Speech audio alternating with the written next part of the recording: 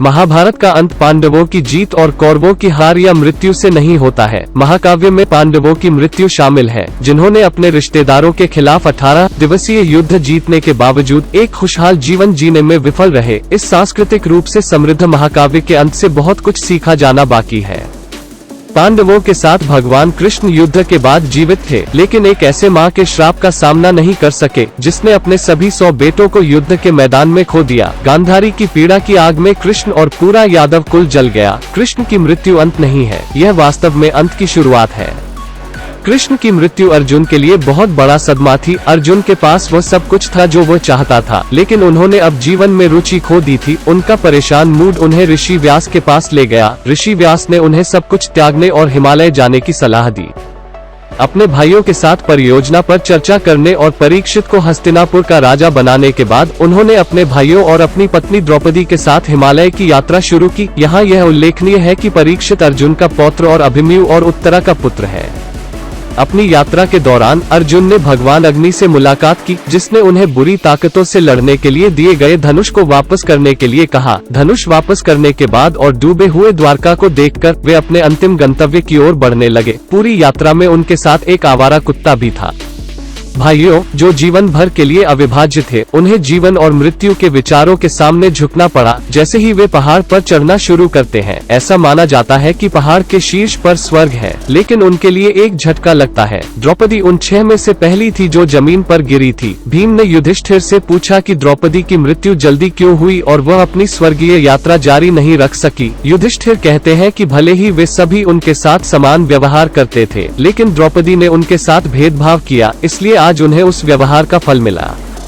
शेष पांडव अपनी यात्रा जारी रखते हैं। इसके बाद सहदेव की रास्ते में ही मौत हो गई। युधिष्ठिर बताते हैं कि सहदेव हर मामले में अपने अन्य भाइयों की तरह ही गुणी थे, सिवाय इसके कि उन्हें गर्व और भ्रम था कि कोई भी उनके जैसा बुद्धिमान नहीं था।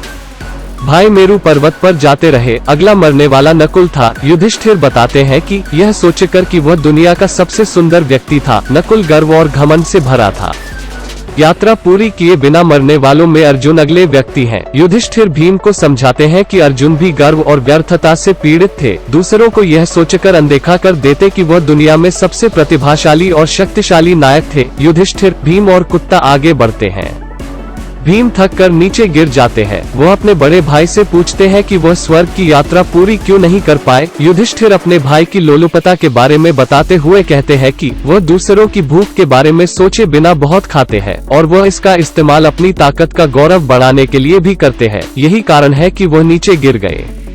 भीम की मृत्यु के बाद युधिष्ठिर और कुत्ते ने स्वर्ग की ओर अपनी यात्रा जारी रखी। जब वे मेरु पर्वत की चोटी पर पहुंचने वाले थे, भगवान इंद्र उनके रथ में यह कहते हुए आए कि उन्हें अब पूरे रास्ते चलने की आवश्यकता नहीं है, वह उन्हें रथ में ले जाएंगे। युधिष्ठिर ने इनकार किया कि वह अपने भाइयों और द्रौपदी के बिना इंद्र के साथ स्वर्ग नहीं जा सकते। इंद्र युधिष्ठिर से कहते हैं कि मरने के बाद वे सभी स्वर्ग में प्रवेश कर गए। युधिष्ठिर पूछते हैं कि क्या उनका मित्र कुत्ता पहले रथ में कूद सकता है। इंद्र जवाब देते हैं कि कुत्ता उनके रथ में प्रवेश नहीं कर सकता, केवल युधिष्ठिर कर सकते हैं।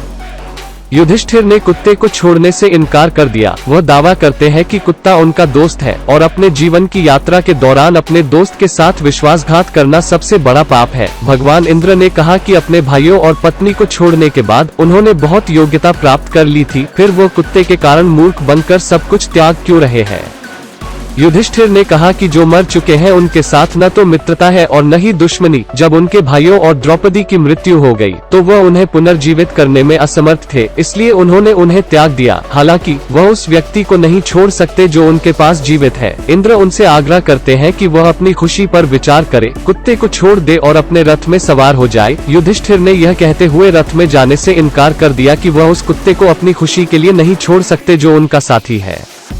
युधिष्ठिर का अपने मित्र के प्रति समर्पण देखकर कुत्ता धर्म के देवता में बदल जाता है और फिर से प्रकट होता है। धर्म के देवता तब युधिष्ठिर के गुणों की प्रशंसा करते हैं। जो कुत्ता युधिष्ठिर के साथ स्वर्ग लोक गया, वो मृत्यु के देवता यम के अलावा और कोई नहीं है। मृत्यु के भगवान युधिष्ठिर के धार्मिकता से प्रभावित हुए और उनके लिए स्वर्ग के द्वार खोल दिए।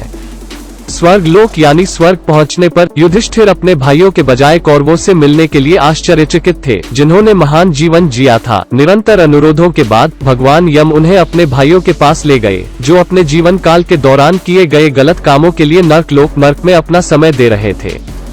कुरावरों के बारे में पूछे जाने पर यम ने उत्तर दिया कि वे स्वर्ग में हैं, क्योंकि वे अपने कर्तव्यों का पालन करते हुए मर गए। भगवान यमन ने भी युधिष्ठिर को अपने पापों से परिचित कराया, जिसके बाद युधिष्ठिर ने क्षमा मांगी और उनके चरणों में गिर गए। यम ने तब उन्हें उठने के लिए कहा और समझाया कि उनके द्वारा किए गए सभी पापों को उनके द्वारा किए गए अच्छे कामों के कारण धोया गया था और उनका स्वर्ग में अपने भाइयों और पत्नी के साथ जुड़ने के लिए स्वागत था। यम ने कहा कि प्रत्येक मनुष्य के स्वर्ग जाने से पहले उसे अपने पापों के अनुसार नरक में अपने समय बिताना पड़ता है।